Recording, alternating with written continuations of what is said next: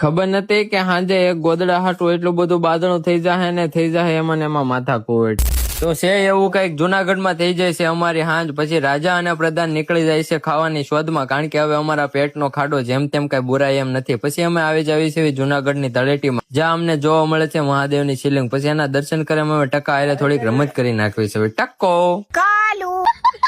પછી રાજા અને પ્રધાનને ફાઇનલી ખાવાનું મળી જાય છે અને તે નિરાતે ખાઈ લે છે. અને પછી અમે આવી જઈએ છીએ બહાર. અને આ મિત્રો, તમે પણ જો જુનાગઢ ફરવા આવતા હોય અને તમારે ખાવાની વ્યવસ્થા ન હોય તો શ્રી શંભુ પંચ અગ્નિ અખાડાના ક્ષેત્રમાં તમને હાવ ફ્રી ખાવાનું અને પ્યોર ખાવાનું મળે છે. તો એકવાર મુલાકાત જરૂર લેજો. ये बड़ी अच्छी बात कही आप. પછી આ બાપુને ફકીર બનતા જોઈ મને એમ છું હું ફકીર બની જાઉં. પછી મને યાદ આવ્યું મારે તો ઘરે છોકરા બાયું છે. પછી મને મારા ભાઈબંધે કીધું તઈ ખબર પડી હજી તું વાંઢો છો. कारण नरेंद्र मोदी है. પછી રાજા અને પ્રધાન એક બેઠક કરે છે, જે બેઠકમાં નિર્ણય લેવાનો હતો કે કાલે સવારે ઉઠીને વેલો માવો ખાવાનો છે કે નહીં. वापिस रखो से. પછી રાજાને થોડીક એવી નીંદર આવી જાય છે એટલે જમીન ઉપર એ ઘડી ખુઈ જાય છે. પણ અહીંયા પ્રધાન અને મંત્રી વચ્ચે યુદ્ધ ખેલાઈ ગયું, જેમાં આમથી બાણ ને આમથી ભાલા ને તલવાર ને લાકડા ને કોદાળી ને ઢેફૂન ઢસ ને બધું ઉલ્લે છે.